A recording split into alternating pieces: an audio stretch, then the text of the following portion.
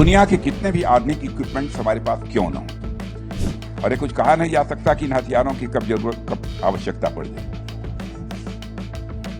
क्योंकि हमारा पड़ोसी जो सिरफिरा है कब क्या हरकत कर दे कुछ कहा नहीं जा सकता।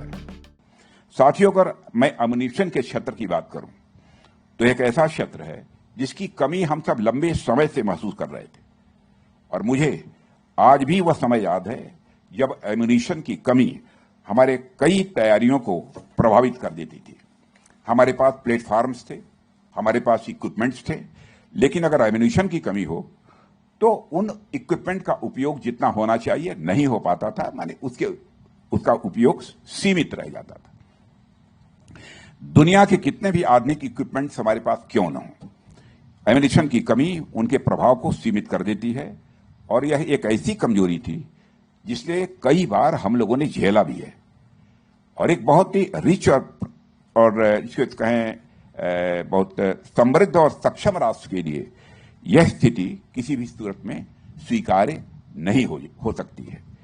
इसलिए हमारा निरंतर प्रयास रहा है कि इस क्षेत्र में, डिफेंस सेक्टर में आत्मनिर्भरता लाई जाए, और हमारे प्रधानमंत्री का भी बार बार इस दृष्टि से आग्रह भी रहता है। और आज जब मैं देखता हूं कि एम्युनिशन प्रोडक्शन में हम धीरे धीरे लेकिन मजबूती से आगे बढ़ रहे हैं, तो यह भरोसा स्वाभाविक रूप से और गहरा हो जाता है कि यह प्रयास अब हमारा जमीन पर उतर चुका है, और उतर ही नहीं चुका है, जमीन पर अब दिखाई दे रहा है। मैं आप लोगों के बारे में कहना चाहूंगा कि आप लोग न केवल तेजी से आगे बढ़ रहे हैं, बल्कि गुणवत्ता यानी क्वालिटी और विश्वसनीयता यानी क्रेडिबिलिटी के साथ आप आगे बढ़ रहे हैं। इसलिए मैं आपको बधाई देता हूं। Quality and credibility in both you are moving forward, इसके लिए आपको बधाई देता हूं। और यह हमारी रक्षा तैयारियों के लिए बहुत, मैं समझता हूं कि एक सकारात्मक संकेत है। और आज डिफेंस सेक्टर में एम्युनिशन के मामले में हमने अच्छी खासी आत्मनिर्भरता हासिल कर ली है, कहें अभी नहीं कहूंगा पूरा, बहुत तेजी से आत्मनिर्भरता हासिल करने की दिशा में हम कदम बढ़ा चुके हैं। और ऑपरेशन सिंदूर के दौरान भी सोलर ग्रुप द्वारा निर्मित नागास्त्र ड्रोन का सफलतापूर्वक उपयोग किया गया था,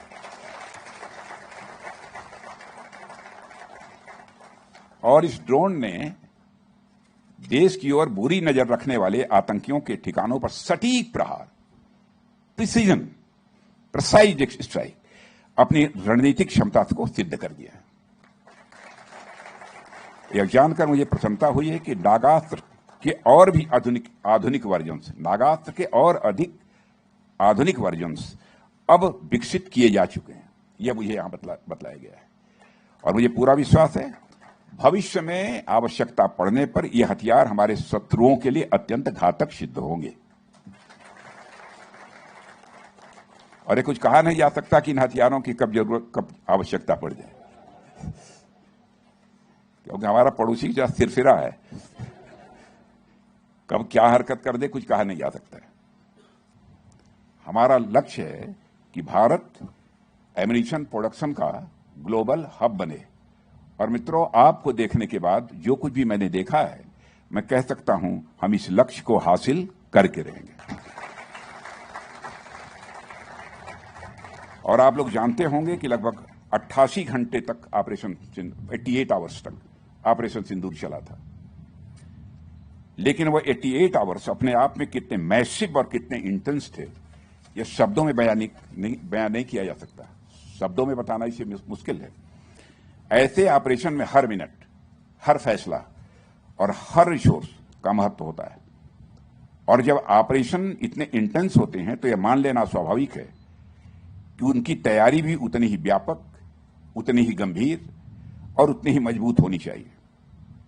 और साथियों, जो मैं कह रहा हूं वह आज वैश्विक स्तर पर भी खास महत्व रखता है। और आज अगर हम चारों ओर नजर डालें तो तरह तरह के युद्ध दिखाई हमको देते हैं। कुछ संघर्ष ऐसे हैं जो कई वर्षों से चल रहे हैं, रशिया यूक्रेन, कुछ महीनों से जारी हैं, कुछ ऐसे भी हैं जो केवल कुछ घंटे तक ही चले हैं। ऐसे कई युद्ध हुए हैं, चल भी रहे हैं। कुछ ऐसे भी हैं जो बीच बीच में रुकते हैं और फिर अचानक फिर से युद्ध होने लगते हैं।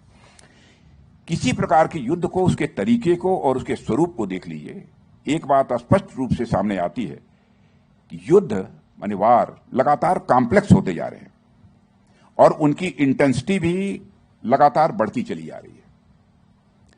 ऐसे में युद्धों की तैयारी युद्ध स्तर पर होनी चाहिए। ऐसे में युद्धों की तैयारी युद्ध स्तर पर होनी चाहिए। मैं ये चाहता हूं